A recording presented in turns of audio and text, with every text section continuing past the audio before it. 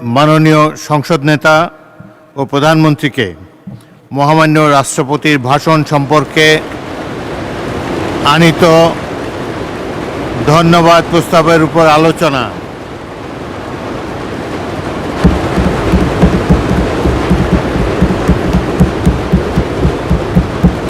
ধন্যবাদ প্রস্তাবের উপরে আলোচনা ও সমাপনী বক্তব্য একই সাথে রাখার জন্য অনুরোধ জানাচ্ছি। মাননীয় সংসদ নেতা। বিসমিল্লাহির রহমানির রহিম। ধন্যবাদ মাননীয় স্পিকার। প্রথমেই আমি আল্লাহ রব্বুল আলামিনের কাছে অশেষ শুকরিয়া আদায় করছি, কারণ আল্লাহ রব্বুল আলামিন আজকে আমাদেরকে এই তৌফিক দিয়েছেন। মাননীয় স্পিকার, আপনি এবং আমরা সহ আজ আমরা একটি ফ্যাসিবাদ মুক্ত পরিবেশে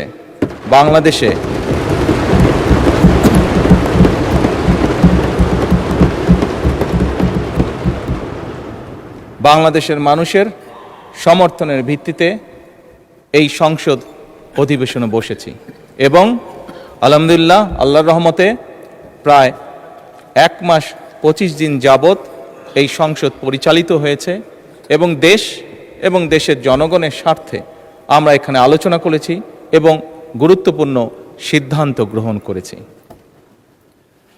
মাননীয় স্পিকার, বক্তব্যের শুরুতেই আমি শ্রদ্ধার সঙ্গে স্মরণ করতে চাই 1971 সালে স্বাধীনতা যুদ্ধে এই দেশের স্বাধীনতা অর্জন করতে গিয়ে যে সকল শহীদ আত্মত্যাগ করেছেন, যে সকল মানুষ শহীদ হয়েছেন। আমি স্মরণ করতে চাই 1990 সালের স্বৈরাচার বিরোধী আন্দোলনে সকল রাজনৈতিক দলের, গণতান্ত্রিক রাজনৈতিক দলের যে সকল নেতাকর্মী শহীদ হয়েছেন। আমি স্মরণ করতে চাই 2013 সালের শাপলা চত্বরে যে সকল মানুষকে বর্বরভাবে হত্যা করা হয়েছে। আল্লাহর দরবারে প্রার্থনা করি আল্লাহ যাতে তাদেরকে শহীদি মৃত্যু দান করেন। মাননীয় স্পিকার, আমি স্মরণ করতে চাই 2009 সাল থেকে 2024 সালের 5ই আগস্ট পর্যন্ত এই দেশের মানুষের কথা বলার অধিকার, রাজনৈতিক অধিকার, অর্থনৈতিক স্বাধীনতা অধিকার যেটা ছিনিয়ে নেওয়া হয়েছিল, সেই অধিকার পুনঃপ্রতিষ্ঠার জন্য যে সকল মানুষ আত্মত্যাগ করেছেন প্রত্যেকটি মানুষকে আমি স্মরণ করতে চাই, তাদের আত্মার মাগফিরাত কামনা করতে চাই। একই সাথে এই দীর্ঘ 1 যুগেরও বেশি সময় ধরে সকল রাজনৈতিক দল যারা গণতন্ত্রে বিশ্বাসী, যারা রাজপথে থেকে দুর্বার প্রতিরোধ গড়ে তুলেছিল স্বৈরাচারের বিরুদ্ধে, এবং সেই রাজনৈতিক দলের যে সদস্যরা বিভিন্নভাবে আহত হয়েছে তাদেরকে শ্রদ্ধার সঙ্গে আজকের এই সংসদ অধিবেশনে আমি স্মরণ করতে চাই। মাননীয় স্পিকার, আজকের এই সংসদ, মাননীয় সম্মানিত বিরোধী দলীয় নেতা সঠিকভাবেই বলেছেন যে আজকের এই সংসদের দিকে সমগ্র বাংলাদেশ তাকিয়ে আছে। এই সংসদের দিকে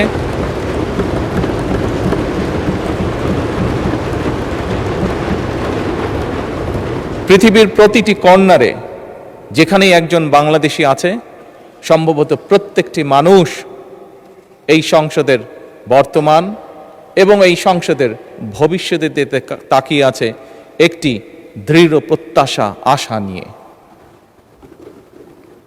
মাননীয় স্পিকার, আমরা প্রায় প্রতিটি সংসদ সদস্য বিভিন্ন সময় 1 মাস 25 দিন যে আমরা সংসদ অধিবেশন হয়েছে, এই সময়ের মধ্যে প্রায় বলা যায় প্রত্যেক সদস্যই তার বক্তব্যের শুরুতে বিভিন্ন পরিস্থিতিতে, বিভিন্ন বক্তব্যে, বিভিন্ন সময় বিভিন্ন শহীদদের আত্মার মাগফিরাত কামনা করেছেন, তাদের কথা উল্লেখ করেছেন।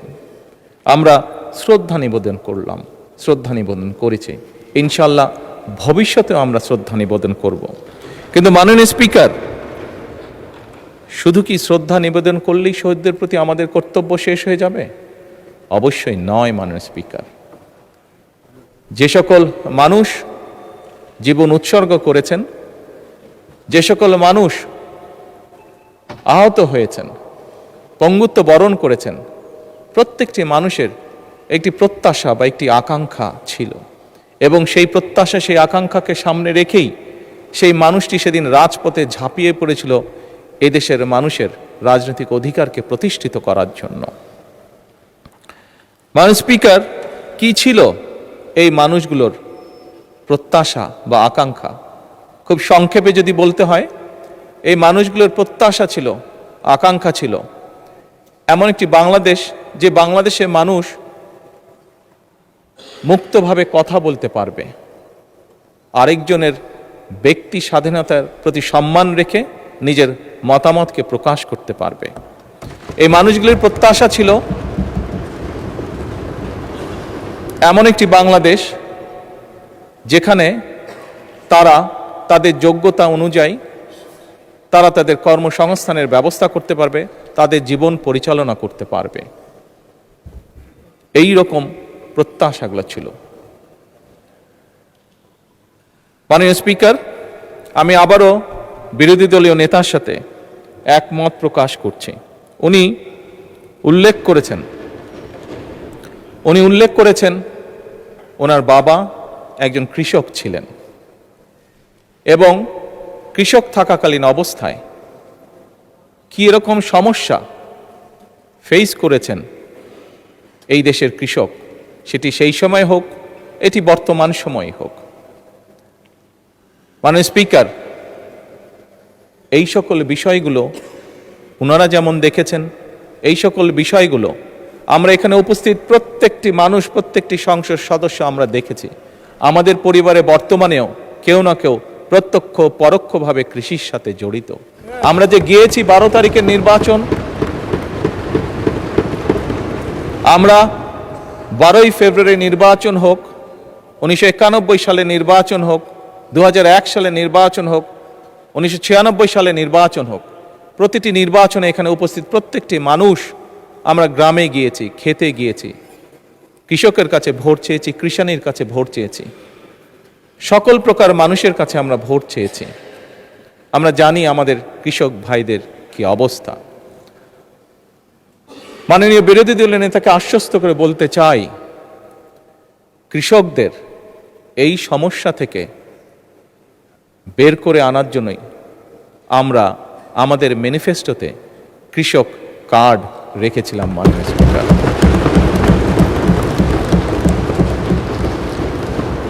আবারও নির্দ্বিধায় বলতে হবে, আল্লাহ রব্বুল আলমের কাছে শুকরিয়া আদায় করা ছাড়া কোনোই উপায় নেই।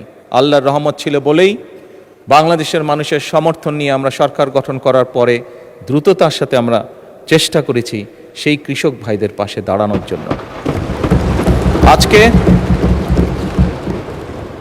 আজকে হ্যাঁ, মাননীয় স্পিকার, হয়তো অনেকেই বলতে পারে যে কয়জনকে আপনারা দিয়েছেন কৃষক কার্ড।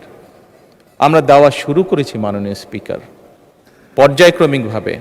আমরা কৃষক বলতে যাদেরকে বোঝায় তাদের কাছে ধীরে ধীরে আমরা পৌঁছাবো।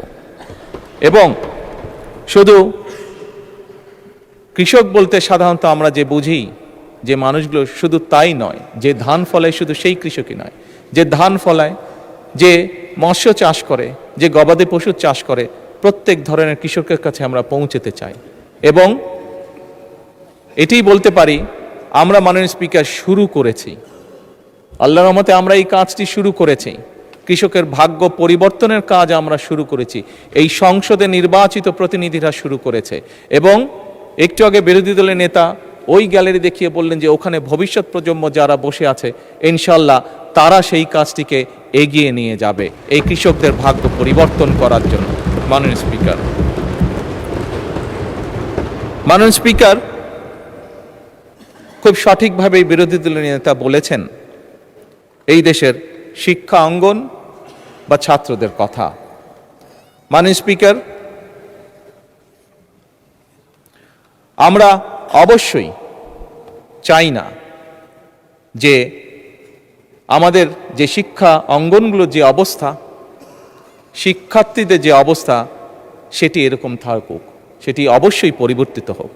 মাননীয় বিরোধী দলীয় নেতার এক সন্তান ব্রিটেনে থাকেন। যেভাবেই হোক রাজনৈতিক কারণে বহু বছর আমাকেও ব্রিটেনে থাকতে হয়েছিল। আমি দেখেছি সেই দেশের স্কুলগুলি কেমন। যখন স্কুলগুলো দেখতাম, সেই দেশের স্কুলের বাচ্চাদেরকে দেখতাম, এই বাংলাদেশের একজন নাগরিক হিসাবে রাজনীতির সাথে জড়িত আছি বলেই খুব স্বাভাবিকভাবেই মনে হতো, আহা, আমার দেশের স্কুলগুলো কেন এমন হতে পারে না।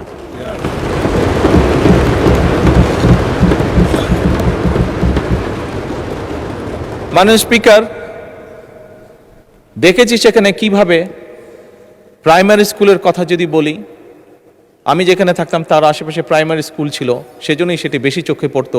সকালে এবং বিকালে যদি কোথাও বেরোতাম, দেখতাম যে বাচ্চারা যাচ্ছে, দেখতাম বাচ্চারা কি সুন্দর কাপড় চোপড় পরে যাচ্ছে, পায়ে জুতো, মোজা, সুন্দর শার্ট প্যান্ট, যার যেটি স্কুল ড্রেস সেটি পরে যাচ্ছে। মাননীয় স্পিকার, মনের মধ্যে একটি কষ্ট হতো যে আমার দেশের প্রাইমারি স্কুলের বাচ্চারা কবে এরকম সুন্দরভাবে স্কুলে যাবে। মাননীয় স্পিকার, প্রাইমারি স্কুলের টিচার 2-4 জন যাদেরকে চিনতাম, দেখতাম যে তারা কি সুন্দরভাবে বাচ্চাদেরকে ক্লাসে শিক্ষা দান করছে। মাননীয় স্পিকার, আজকে এই সংসদকে আল্লাহ রাব্বুল আলামিন রহমত করেছেন এবং সে কারণেই মাননীয় স্পিকার আমাদের পক্ষে সিদ্ধান্ত নেওয়া সম্ভব হয়েছে। আমরা সেদিন যেই প্রত্যাশাটি, মনের মধ্যে যে আশাটি ছিল, আল্লাহ চান তো এই আশা আমরা ইনশাল্লাহ পূরণ করতে পারবো। সেজন্যই এই সংসদে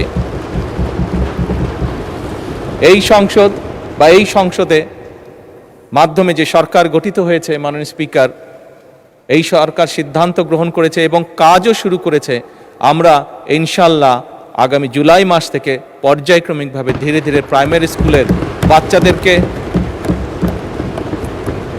স্কুল ব্যাগ দিব, পর্যায়ক্রমিকভাবে বাচ্চাদের আমরা স্কুল ড্রেস দিব এবং পর্যায়ক্রমিকভাবে মাননীয় স্পিকার আমরা বাচ্চাদেরকে জুতার ব্যবস্থাও ইনশাল্লাহ করব। এখন আসুন, মাননীয় স্পিকার, বিরোধী দলীয় নেতা বলেছেন পরিবেশের কথা। কিসের পরিবেশ? শিক্ষাঙ্গনের পরিবেশ। উনি ওনার কিছু কনসার্ন এক্সপ্রেস করেছেন। মাননীয় স্পিকার, আমিও এই দেশের শিক্ষা প্রতিষ্ঠানে পড়েছি। 90-এর স্বৈরাচার বিরোধী আন্দোলনের সময় আমি বেশ অনেকবার সেই সময় রাজনৈতিক ডামাডোলে শিক্ষাঙ্গনের মধ্যে পড়েছিলাম। 2-1বার বেশ সিরিয়াস অবস্থার মধ্যে পড়ে গিয়েছিলাম। মাননীয় স্পিকার, স্বাভাবিকভাবেই আমি চাই আমার দেশের সন্তানেরা একটি সুন্দর পরিবেশে লেখাপড়া করুক। মাননীয় স্পিকার,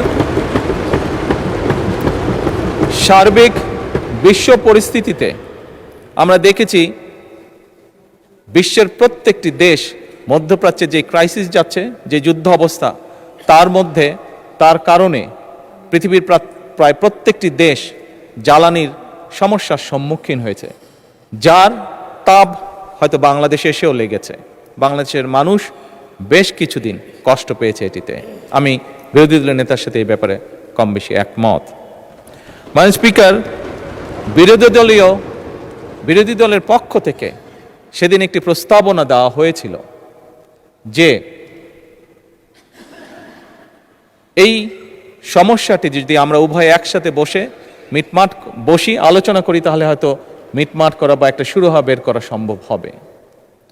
মাননীয় স্পিকার, সেদিন পরের দিন আপনি উপস্থিত ছিলেন এই সংসদে।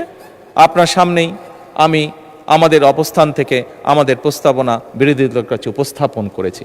আমরা যৌথভাবে একটি কমিটি গঠন করেছি এ ব্যাপারে আলোচনা করে কি সিদ্ধান্ত নেওয়া যায় যাতে দেশের মানুষ স্বস্তিতে থাকতে পারে। মাননীয় স্পিকার, আমি মনে করি আমরা আজও এই সমস্যার সমাধান উভয় পক্ষ একসাথে বসে নিশ্চয়ই ইনশাল্লাহ বের করতে সক্ষম হব।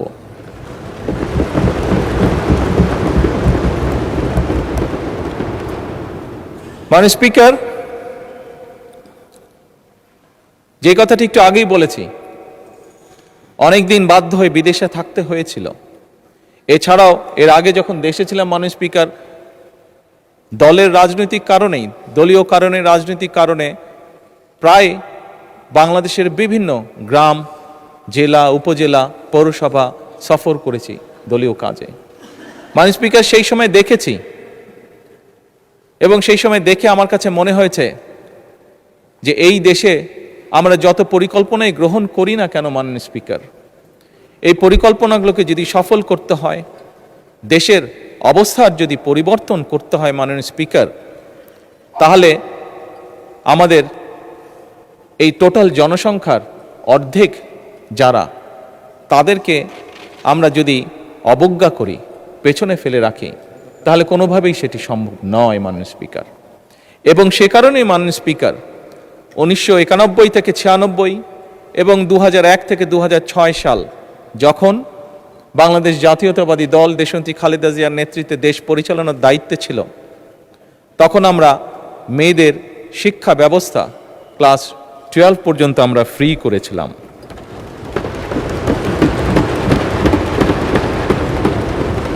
মাননীয় স্পিকার, সেজন্যই এই নারী সমাজ যাতে দেশ গঠনে আরও বেশি ভূমিকা রাখতে পারে, সেজন্যই বর্তমান সরকার সিদ্ধান্ত গ্রহণ করেছে, পরিকল্পনা নিয়েছে যে আমরা মেয়েদের স্নাতক বা ডিগ্রি পর্যন্ত আমরা শিক্ষা ব্যবস্থা ফ্রি করব। এবং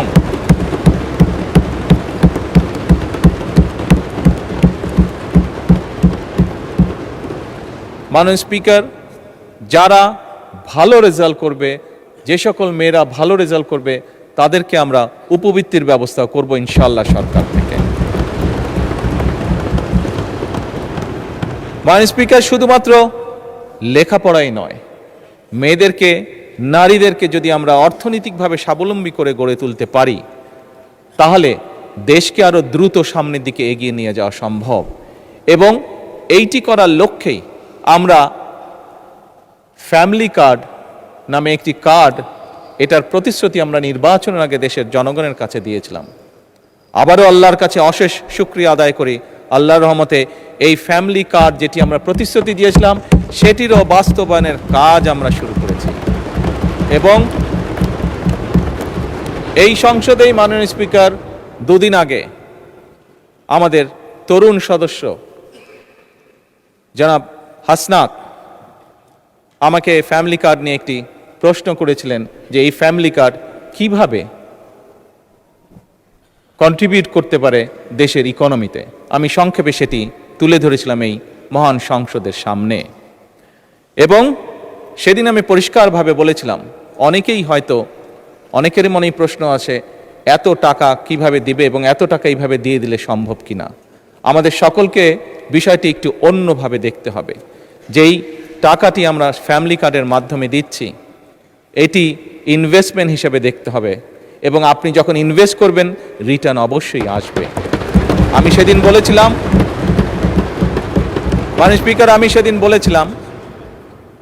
সেদিন বলেছিলাম যে এই ফ্যামিলি কার্ডের যেই টাকা ফ্যামিলি কার্ডে যাবে, একজন নারী যেটি পাবে, উনি যেই কাজে ব্যবহার করবেন এই টাকাটা, সেই ব্যবহৃত টাকাটা এই দেশের গ্রামীণ অর্থনীতিকে ধীরে ধীরে শক্তিশালী করে তুলবে।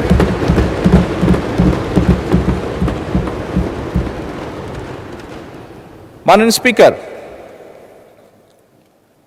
মাননীয় বিরোধী দলীয় নেতা ওনার নির্বাচনী এলাকা সম্পর্কে একটি কথা বলেছেন, বেশ কিছু বিবরণ দিয়েছেন। এই সংসদে আজকে দাঁড়িয়ে আমি আমার অবস্থান থেকে পরিষ্কারভাবে বলতে চাই, অনুরোধ জানাবো মাননীয় বিরোধী দলীয় নেতাকে, মাননীয় বিরোধী দলীয় নেতা, আমি যে মন্ত্রণালয়ের অধীন কাজ, আমার পাশেই সেই মিনিস্টার সাহেব বসে আছেন। প্রোটোকল হিসাবে মিনিস্টার সাহেবকে আমি এরই ভিতরে নির্দেশনা দিয়েছি যে আপনার কাজগুলো উনি দেখবেন এবং তার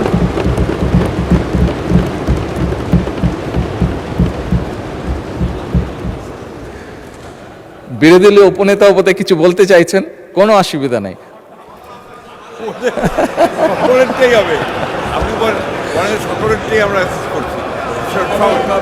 মাননীয় স্পিকার, যে এক মিনিট, একটু আগে ফরিদপুর 1 আসনের সংসদ সদস্য এসেছিলেন, উনিও কিছু কথা আমাকে বলেছেন।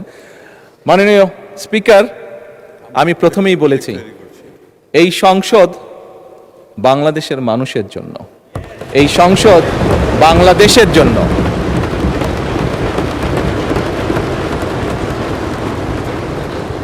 মাননীয় স্পিকার, যে কথাটি বলছিলাম, আমি বিরোধী দলের নেতা এবং উপনেতা, স্বাভাবিকভাবে যেহেতু ওনারা নেতা এবং উপনেতা, স্বাভাবিকভাবে লিডার তো কিছুটা প্রায়োরিটি পাবেই।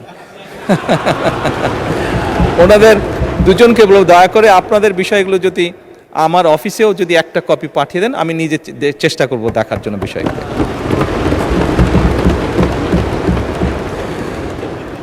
মাননীয় স্পিকার, উনি ওনার এলাকার সমস্যার কথা বলতে গিয়ে একটি কথা বলেছেন, ওনার এলাকার জলবদ্ধতার কথা বলেছেন, খালের কথা বলেছেন। মাননীয় স্পিকার, আপনি দেখেছেন এই সংসদেই গতকাল চট্টগ্রামের ভারী বর্ষণের কারণে কিছু কিছু জায়গায় জলবদ্ধতা হয়েছিল, এবং এখানে বসে দ্রুততার সাথে আমি স্থানীয় সরকার প্রতিমন্ত্রী যে আছে তাকে তাৎক্ষণিকভাবে চট্টগ্রামে পাঠিয়েছিলাম বিষয়টি দেখে যত দ্রুত সম্ভব ফয়সলা করার জন্য। মাননীয় স্পিকার, এই ঘটনাটা দিয়ে আমি যেটা বলতে চাইছি সেটা হচ্ছে যে এই সরকার জনগণের নির্বাচিত সরকার, এই সরকার জনগণের কাছে জবাবদিহিমূলক সরকার, এবং সে কারণেই মাননীয় স্পিকার, এবং সে কারণেই আমরা আমাদের দ্রুততার সাথে আমরা চেষ্টা করেছি ব্যবস্থা গ্রহণ করতে, যাতে যত দ্রুত সম্ভব জনগণের সমস্যা লাঘব করা সম্ভব হয়। একই সাথে মাননীয় স্পিকার, আমি আবার কৃষকের কাছে ফিরে যেতে চাই। আমরা জানি, দেখেছি, আজকেও যদি আমরা পত্রপত্রিকা খুলি, সবগুলো পত্রপত্রিকাতে আজকে নিউজ আছে আমাদের বিভিন্ন অঞ্চলগুলো, নেত্রকোনা, কিশোরগঞ্জ, সুনামগঞ্জ, ময়মনসিংহ সহ আরও বেশ কিছু অঞ্চল মাননীয় স্পিকার ভারী বর্ষণের কারণে গত 48 ঘন্টায় বেশ ভারী বর্ষণ হয়েছে অনেকগুলো জায়গায়, এবং তার কারণে বড় ফসলে অনেক ক্ষতি হয়েছে। মাননীয় স্পিকার, এখানে আমাদের ত্রাণ মন্ত্রী বসে আছেন দুলু সাহেব, যার কথা বিরোধী দল নেতা উল্লেখ করেছেন। ওনাকে গতকালকেই আমি নির্দেশনা দিয়েছি, তারও দুদিন আগে যখন ওয়েদার ফোরকাস্ট আমি দেখেছিলাম, সেই স্থানীয় প্রশাসনকে আমি নির্দেশনা দিয়েছিলাম যে সকলের লিস্ট করে কোথায় কোথায় বোরো ধানের কৃষক আছে, কারা কারা ক্ষতিগ্রস্ত হতে পারে, কি কি হতে পারে, সেই ব্যবস্থা গ্রহণ করার জন্য। মাননীয় স্পিকার, এই কথাটা দিয়েও আমি বলতে চাইছি যে এই সরকার জনগণের সরকার, জনগণের নির্বাচিত সরকার। আমাদের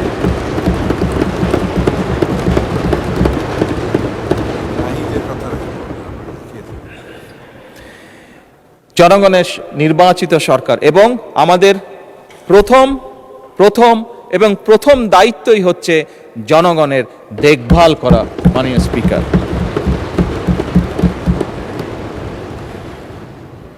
এবং সে কারণে মাননীয় স্পিকার, বিরোধী নেতা এলাকায় উনি যে কষ্টটা পাচ্ছেন জলবদ্ধতার কারণে, এই সমস্যাটি সমগ্র বাংলাদেশেই কম বেশি আছে। মাননীয় স্পিকার, বাংলাদেশে এরকম অনেক জায়গা আছে যেখানে বর্ষাকালেও কৃষকরা পানির কষ্ট ভোগ করে, যেখানে বর্ষাকালেও বিভিন্ন সময় সেচ ব্যবস্থা তারা দিতে পারে না, শুধুমাত্র সঠিকভাবে সেচের পানি তারা আনতে পারে না বলে। এবং সে কারণেই মাননীয় স্পিকার, শহীদ রাষ্ট্রপতি জিয়াউর রহমানের সেই যুগান্তকারী খাল খনন কর্মসূচি আমরা আবারও শুরু করেছি।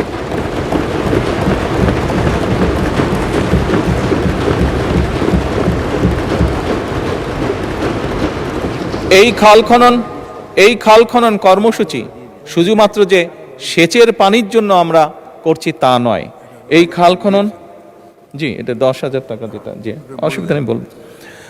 এই খাল খনন যে শুধুমাত্র সেচের পানির জন্য আমরা ব্যবস্থা করছি তার জন্য নয়। মাননীয় স্পিকার, 20 কোটি মানুষের দেশ, বহু জায়গায় আপনি গ্রামের সন্তান। মাননীয় স্পিকার, আপনি দেখেছেন আপনার এলাকাতেও, আমরা সবাই জানি কম বেশি আমাদের প্রত্যেকের এলাকাতে গ্রামে কৃষকরা ডিপ টিউবওয়েল ব্যবহার করছেন। ঢাকা শহরে প্রতিদিন প্রায় 3 লক্ষ লিটার পানির প্রয়োজন হয়। 3 কোটি লিটার পানির প্রয়োজন হয়। এর অর্ধেকের মতন নদী থেকে আনা হচ্ছে, আবার প্রায় অর্ধেকের মতন পানি মাটির নিচ থেকে টেনে তোলা হচ্ছে। এর ফলে পানির যে স্তর সেটি অনেক নিচে নেমে যাচ্ছে। মাননীয় স্পিকার, আমরা যদি এরকম এই বিষয়গুলো যদি এখনই অ্যাড্রেস না করি, আগামী যে ভবিষ্যৎ প্রজন্ম যারা ওই গ্যালারিতে বসে একটু আগে আমাদের আলোচনা শুনেছিল, এই মানুষগুলো, এই সন্তানগুলো বিপদে পড়ে যাবে। এবং এর বাংলাদেশের প্রেক্ষাপটে এই সমস্যার সমাধান হচ্ছে আমরা যদি এখন কাজ শুরু করি মাননীয় স্পিকার, এর শুভফল পেতেও আমাদের প্রায় 20 বছরের মতন সময় লাগবে। আমরা যদি আজকে খাল খনন শুরু করি, এই খালের পানি আস্তে আস্তে নিচে যাবে এবং যেই জায়গাটা খালি হয়ে গেছে সেটা রিফিল হতেও মিনিমাম 20 বছর সময় লাগবে মাননীয় স্পিকার। সেজন্যই মাননীয় স্পিকার আমরা এই খাল খনন কর্মসূচি শুরু করেছি। আমরা শিক্ষার কাজ শুরু করেছি। স্কুলের, প্রাইমারি স্কুলের ছেলেদের, বাচ্চাদেরকে আমরা ব্যাগ, বই, জুতো দিয়ে আমরা তাদেরকে উৎসাহিত করতে চাচ্ছি লেখাপড়ায়। আমরা প্রাইমারি স্কুলের শিক্ষকদেরকে তাদের সম্মানই বাড়াতে চাচ্ছি, যাতে করে তারা মনোযোগ দিতে পারে শিক্ষার্থীদেরকে শেখানোর জন্য। এবং সেই জন্যই মাননীয় স্পিকার আমরা আমাদের ম্যানিফেস্টোতে বলেছিলাম যে আমরা আমাদের টোটাল বাজেটের প্রায় 5% আমরা শিক্ষা খাতে রাখতে চাই। একই সাথে মাননীয় স্পিকার স্বাস্থ্যের কথা এসেছে। এখানে আমার দলের সংসদ সদস্য, বিরোধী দলের সংসদ সদস্য, বহু সংসদ সদস্য বিভিন্ন সময় উল্লেখ করেছেন যে তাদের এলাকায় যে হাসপাতাল আছে, হয়তো একটি বিল্ডিং আছে মাত্র, কিন্তু সেই বিল্ডিংয়ে হয়তো সঠিক ওষুধ নাই, সঠিক যন্ত্রপাতি নাই, সঠিকভাবে ডাক্তার নেই। মাননীয় স্পিকার, সেজন্যই আমরা ঠিক করেছি যে আমরা জিডিপির একটি বড় অংশ শিক্ষা এবং আমাদের স্বাস্থ্য খাতে আমরা ব্যয় করব। এবং মাননীয় স্পিকার, নিশ্চয়ই এই সংসদে আমার আগে বিরোধী দলের নেতা বক্তব্য রেখেছেন, ওনার পরে আমি বক্তব্য রাখছি। উনি যেই কথাগুলো বলেছেন তার পরিপ্রেক্ষিতে আমি যেই কথাগুলো বলছি, নিশ্চয়ই সবাই বুঝতে পারছেন আমাদের লক্ষ্য এক, আমাদের উদ্দেশ্য এক।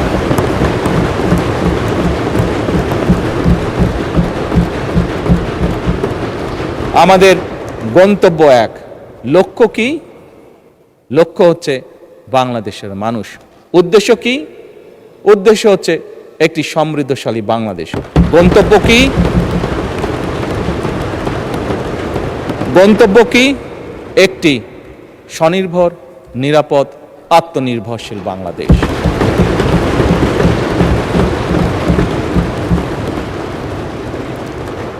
মাননীয় স্পিকার, এটি সংসদ, জাতীয় সংসদ। মাননীয় বিরোধী দলের নেতা বলেছেন আমরা এগ্রি করছি ডিসএগ্রিমেন্টের জন্য। Agree to disagree. মাননীয় স্পিকার, পৃথিবীর তাবৎ দেশ যারা গণতন্ত্রের চর্চা করে, প্রত্যেকটি পার্লামেন্টেই এটি একটি স্বীকৃত বিষয়।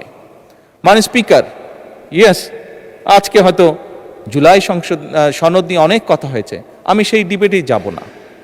কারণ একটু আগেই আমি বলেছি আমাদের লক্ষ্য, উদ্দেশ্য, গন্তব্য হচ্ছে এই দেশ, দেশের জনগণ এবং একটি আত্মনির্ভরশীল সমৃদ্ধশালী বাংলাদেশ। মাননীয় স্পিকার, আমি আবারও বিরোধী দলের নেতার সাথে একমত পোষণ করছি। আমরা গত প্রায় 1.5 মাস ধরে আলোচনা করেছি এই সংসদে। হ্যাঁ, আমরা অনেকগুলো গুরুত্বপূর্ণ বিল পাশ করেছি। বিলের বিষয়ে কোনো বিষয়ে আমরা একমত হয়েছি, কোনো বিষয় হয়তো আমাদের দ্বিমত আছে। মাননীয় স্পিকার, পরিষ্কারভাবে আমার দলের অবস্থান থেকে আমি বলতে চাই যে সকল বিষয়ে আমাদের দ্বিমত রয়েছে আমরা বিরোধী দলের সদস্যদের সাথে বসবো, আলোচনা করব, দেশের স্বার্থে আমরা সমাধান বের করব।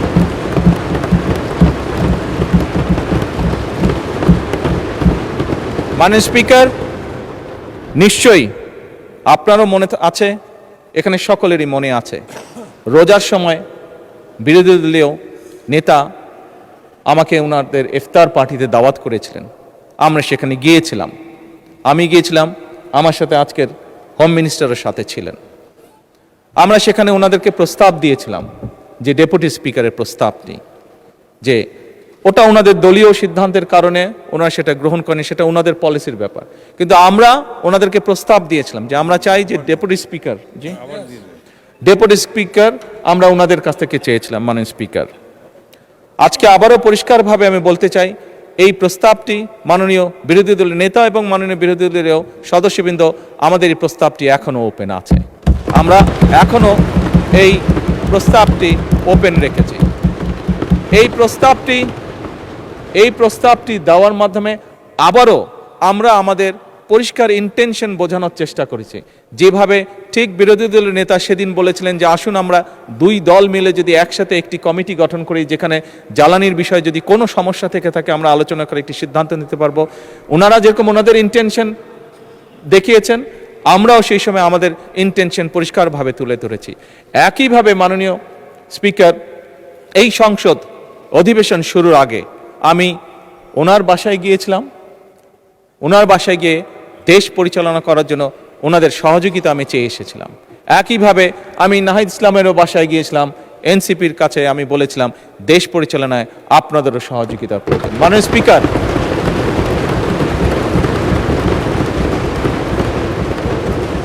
আমি এবং বিরোধী দলের নেতা উভয় আমরা বলেছি সমগ্র বাংলাদেশ এই সংসদ তাকিয়ে আছে, সমগ্র বাংলাদেশ এই সংসদের দিকে তাকিয়ে আছে একটি সুন্দর ভবিষ্যতের জন্য, তাকিয়ে আছে একটি সমৃদ্ধশালী বাংলাদেশের জন্য। মাননীয় স্পিকার, এবং সে কারণেই আমরা মনে করি এটি হয়তো বোঝার ভুল হতে পারে বা দেখার ভুল হতে পারে, হতেই পারে, মানুষ মাত্র ভুল হতেই পারে, কিন্তু আমাদের পক্ষ থেকে, সরকারের পক্ষ থেকে মাননীয় স্পিকার, আমি বলেছি, আমি বলবো এবং বলছি, ইনশাআল্লাহ ভবিষ্যতেও বলবো, এখনো বর্তমানেও বলছি, আমরা চাই আমরা একসাথে কাজ করব। কাজ করতে গেলে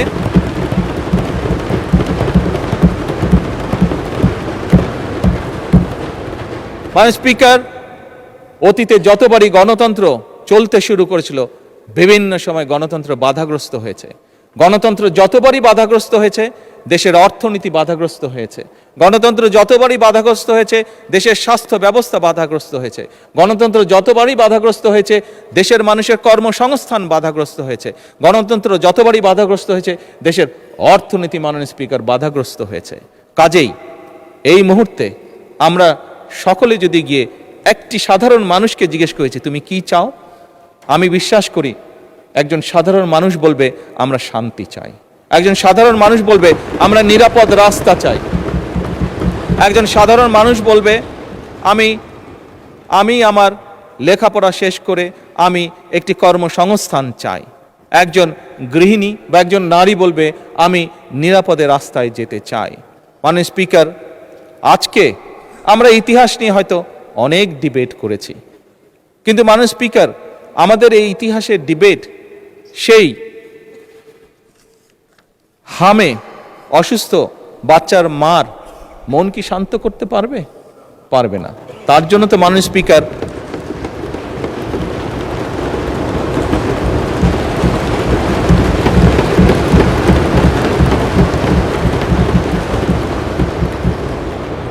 অথবা মাননীয় স্পিকার, যে ছেলেটি ইউনিভার্সিটি পাশ করে চাকরি সংস্থানের জন্য মাসের পর মাস ঘুরে বেড়াচ্ছে, তাকে কি আমরা আমাদের এই যে ঐতিহাসিক ডিবেট, কে আমরা কি করেছি অতীতে, সেই ডিবেট দিয়ে তাকে কি আমরা কিছু বুঝ দিতে পারবো? মাননীয় স্পিকার, পারবো না।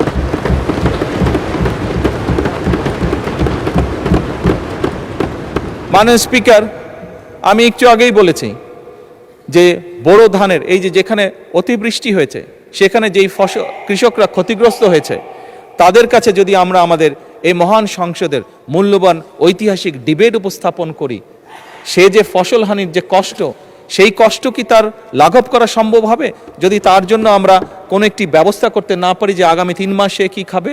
হবে না মাননীয় স্পিকার।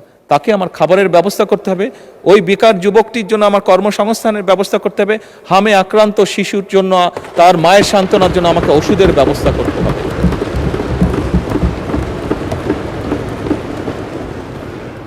মাননীয় স্পিকার, আমার কাছে একজন রাজনীতিবিদ হিসাবে মনে হয় খুব সম্ভবত বাংলাদেশের মানুষ যত না রাজনৈতিক ডিবেট চায়, যত না রাজনৈতিক বিভিন্ন বক্তব্য চায়, তার থেকে তারা তাদের সমস্যার সমাধান চায়।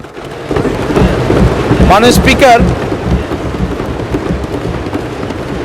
আজকে এই মুহূর্তে মাননীয় স্পিকার, আমার দলের সদস্যরা এবং ক্ষেত্র বিশেষ আমি দেখছি বিরোধী দলের বন্ধুরাও আমার কিছু কিছু কথায় টেবিল থাপড়াচ্ছেন।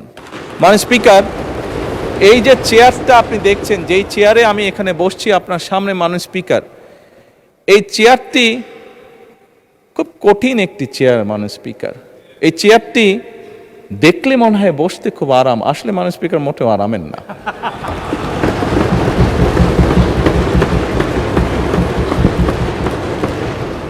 এই চেয়ারটিতে বসলে মাননীয় স্পিকার প্রতি মুহূর্তে মনে হয় যে আগুনে তপ্ত হিট আসছে মাননীয় স্পিকার। হাসার কিছু নেই, আমি যা ফিল করি আমি আপনাদেরকে তাই বলছি, মাননীয় স্পিকার, এই চেয়ারের থেকে উঠে দাঁড়িয়ে আপনার সামনে বক্তব্যে আমি হয়তো অনেক পপুলার কথা বলতে পারতাম, যেটাতে আরো অনেক বেশি তালি হতো মাননীয় স্পিকার। কিন্তু এই চেয়ার আমাকে বলে যে আমি সবসময় পপুলার কথা বলতে পারি না, আমাকে সেটাই বলতে হবে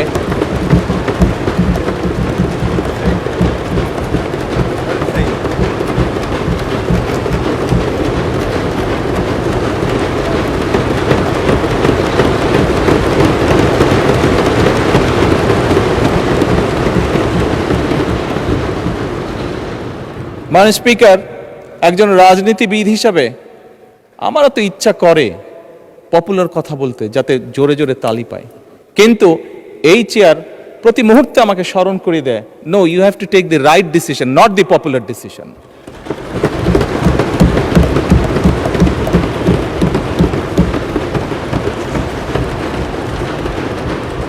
মাননীয় স্পিকার, আপনার মাধ্যমে আজকে এই সংসদের এই সবুজ চেয়ারে যারা বসে আছেন, আমি মনে করি আজকে বোধহয় আমাদেরকে সিদ্ধান্ত নিতে হবে যে আসুন আমরা পপুলার ডিসিশনে আলাপ করব না, আমরা আলাপ করব সঠিক ডিসিশনের ব্যাপারে, রাইট ডিসিশনের ব্যাপারে। মাননীয় স্পিকার, আজকে এই সংসদ অধিবেশনের শেষ দিন, আজকে অধিবেশন শেষ হয়ে যাবে।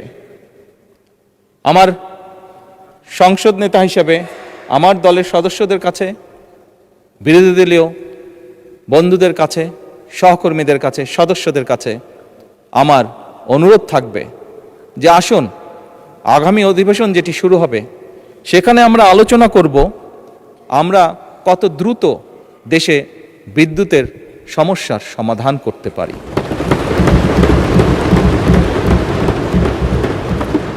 মাননীয় স্পিকার, আমরা আলাপ করতে চাই, আমি আলাপ করতে চাই আগামী সংসদে কত দ্রুত আমরা কত বেশি সংখ্যক মানুষের কর্মসংস্থান দেশেই হোক বিদেশি হোক তৈরি করতে পারি।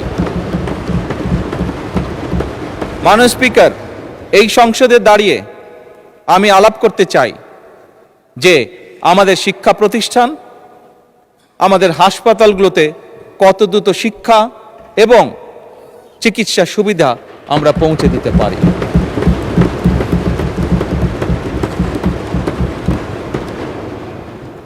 মাননীয় স্পিকার, দিনের কার্যবিধিতে আপনি যখন শুরু করেন বিভিন্ন সময় বিভিন্ন সংসদ সদস্য বলে ওঠেন তার এলাকায় রাস্তা লাগবে, তার এলাকায় ব্রিজ লাগবে, কারো এলাকায় কালভার্ট লাগবে, স্বয়ং বিরোধী দলীয় নেতা ওনার এলাকার সমস্যার কথা বলেছেন।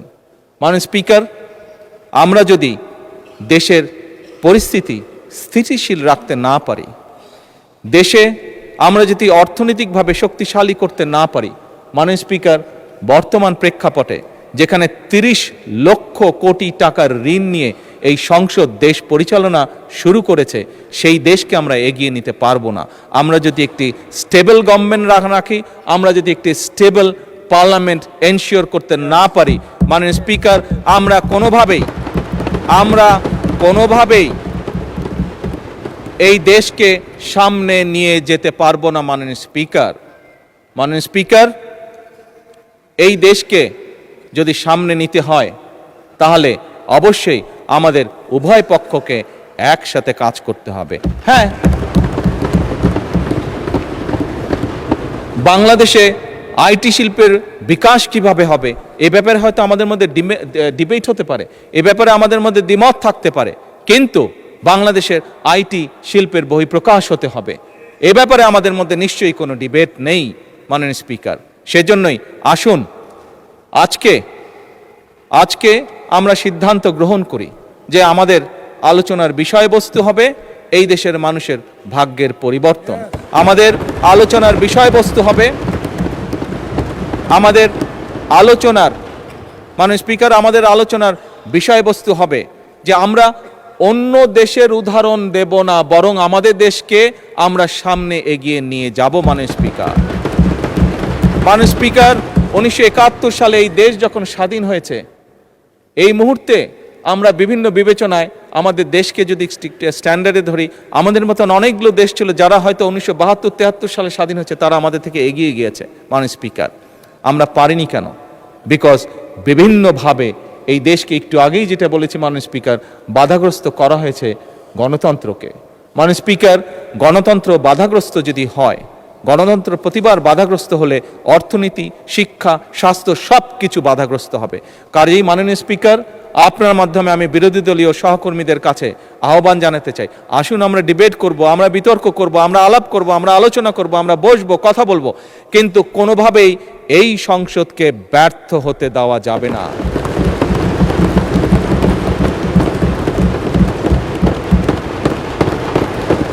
মাননীয় স্পিকার, অতীতে আমরা দেখেছি সরকারকে ব্যর্থ করার জন্য 173 দিন হরতাল ডাকা হয়েছিল।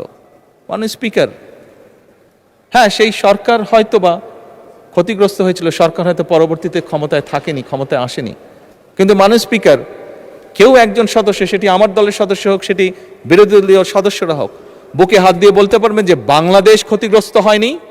এই 173 দিনের হরতালে বাংলাদেশ ক্ষতিগ্রস্ত হচ্ছে, যেই ক্ষতির মাসুল আজও আমাদেরকে টেনে নিয়ে যেতে হচ্ছে বছরের পর বছর, যুগের পর যুগ। মাননীয় স্পিকার, কাজেই মাননীয় স্পিকার, আমি আর সময় নিব না। অনেক বিরোধী দলীয় নেতাকে আপনি সময় রিমাইন্ডার দিয়েছেন, আমি চাই না যে আমাকে আপনি সময় রিমাইন্ডার দিন। মাননীয় স্পিকার,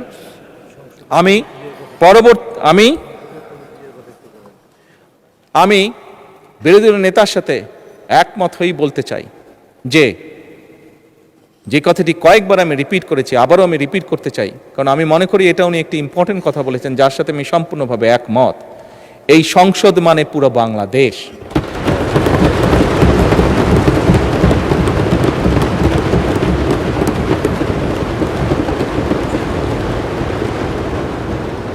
এই সংসদের সফলতা মানে ভবিষ্যৎ সমৃদ্ধ বাংলাদেশ।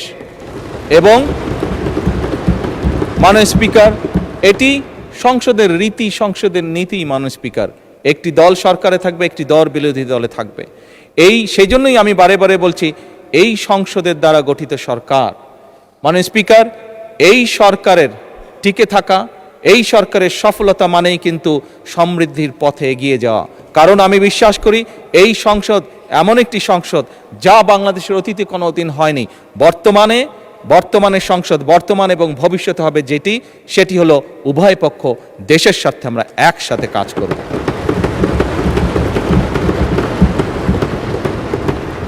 মাননীয় স্পিকার, আমরা উভয় পক্ষ আসুন কেউ কাউকে ব্যর্থ করতে চাইব না, কারণ আপনি এবং আমি, আপনারা এবং আমরা মিলেই কিন্তু পূর্ণ সংসদ, আমরা মিলেই কিন্তু পূর্ণ সংসদ। কাজে আপনি ব্যর্থ হলে আমি ব্যর্থ, আমি ব্যর্থ হলে আপনি ব্যর্থ, এই কথাটি আমাদেরকে মনে রাখতে হবে। এবং আমরা যে কোনো একজন ব্যর্থ হলেই বাংলাদেশ ব্যর্থ হয়ে যাবে। আমরা কেউই এই সংসদের কোনো একজন সদস্য আমরা শয়নে স্বপ্নে কেউ ব্যর্থ বাংলাদেশ দেখতে চাই না। কারণ বর্তমান বাংলাদেশ ৭১-এর পরবর্তী বাংলাদেশ যেরকম শহীদের রক্তের উপরে দাঁড়িয়েছিল, বর্তমান বাংলাদেশ এবং বর্তমান সংসদ একইভাবে হাজারো শহীদের রক্তের উপরে দাঁড়িয়ে আছে।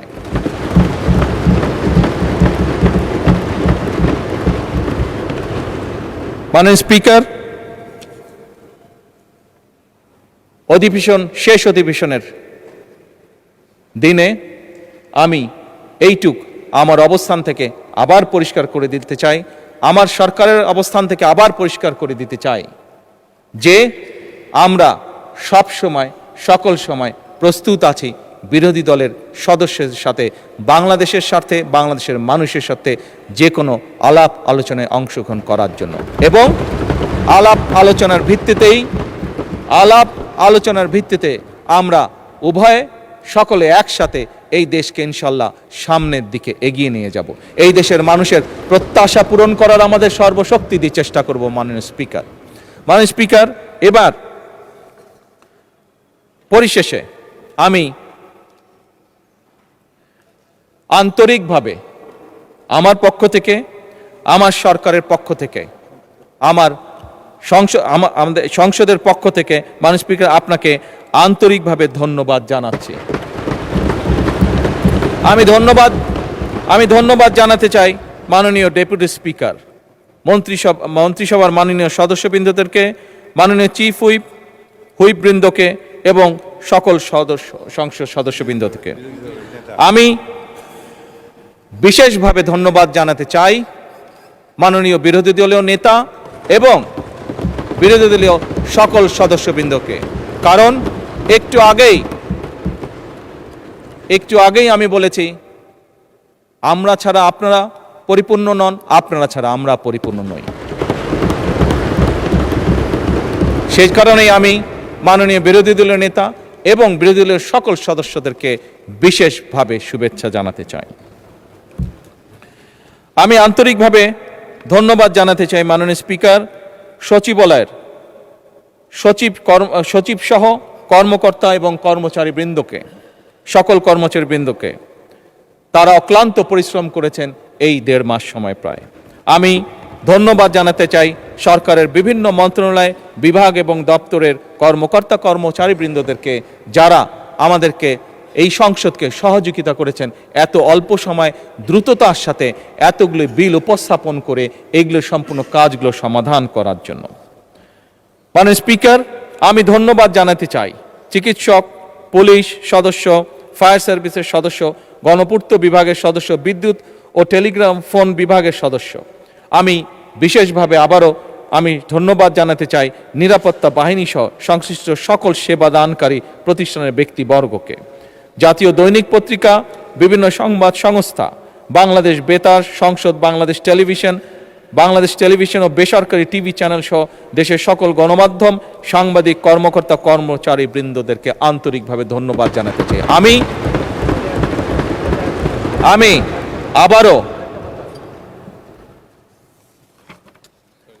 আমি আবারও পরিষ্কারভাবে দৃঢ়চিত্তে বলতে চাই যে সকল ব্যক্তি এবং সংস্থাকে আমি ধন্যবাদ জানিয়েছি, তাদের সকলের সহযোগিতার কারণেই আজ আমরা এই সংসদটি সুন্দরভাবে এই অধিবেশনটি সমাপ্ত করতে পারলাম, এবং দেশ গঠনে এই প্রত্যেকটি সংস্থা এবং প্রত্যেক ব্যক্তির অবদান রয়েছে এবং ইনশাল্লাহ ভবিষ্যতেও থাকবে।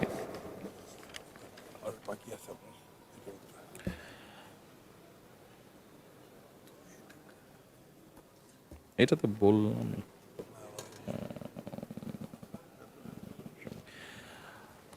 মাননীয় স্পিকার, মাননীয় বিরোধী দলের নেতা এই সংসদ কার্যালয়ের কর্মকর্তা এবং কর্মচারী বৃন্দ সহ সংসদ ভবন, প্রধানমন্ত্রী দফতরের সহায়ক হিসাবে বিভিন্ন বিটিভি এবং বেতার কর্মদের বিভিন্ন ব্যক্তির বিষয়ে উনি বলেছেন তাদেরকে কিছু সম্মানের ব্যবস্থা করার কথা, আপনাকে অনুরোধ জানিয়েছেন। আমি ওনার এই প্রস্তাবকে সম্পূর্ণভাবে সমর্থন করছি। মাননীয় স্পিকার,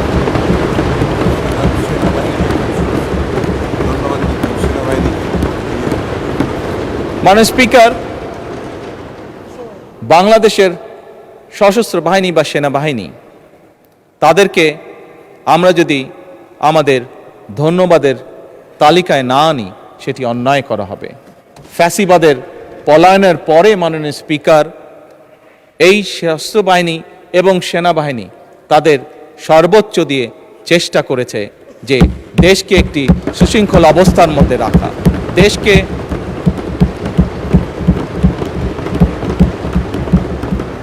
দেশে যাতে কোনো অরাজক পরিস্থিতি তৈরি হতে না পারে আমি আইন শৃঙ্খলা বাহিনী সহ সশস্ত্র বাহিনীর সকল সদস্যবৃন্দদেরকে আন্তরিকভাবে ধন্যবাদ জানাতে চাই তাদের দায়িত্ব সঠিক সুন্দরভাবে পালন করার জন্য। মাননীয় স্পিকার, আবারও আপনাকে আন্তরিক ধন্যবাদ জানিয়ে আমার বক্তব্য শেষ করছি। বক্তব্য শেষ করার আগে আবারও আমি বলছি, সকল সংসদ সদস্যের প্রতি আমার বিনীত আহ্বান থাকবে, আসুন আমরা এই সবুজ চেয়ারের পবিত্রতা রক্ষা করি। যে দায়িত্ব, যে প্রত্যাশা, যে আশা নিয়ে বাংলাদেশের মানুষ আমাদেরকে পাঠিয়েছে এখানে, আসুন আমরা সেই দায়িত্বের, সেই কর্তব্যে সর্বোচ্চ সম্মান আমরা প্রদান করি, যার মাধ্যমে আমরা দেশের মানুষকে সম্মান প্রদর্শন করব। কারণ দেশ এবং জনগণ থাকলেই আমরা আছি। দেশ এবং জনগণ সম্মান যদি আমরা না করি তাহলে আমাদের রাজনীতি হয়তো ব্যর্থ হয়ে যাবে। সেই জন্য আমাদের সবচেয়ে প্রথম হচ্ছে এই দেশের জনগণ এবং এই প্রিয় মাতৃভূমি বাংলাদেশ। মাননীয় স্পিকার, আপনাকে আন্তরিক ধন্যবাদ। আসসালামু আলাইকুম।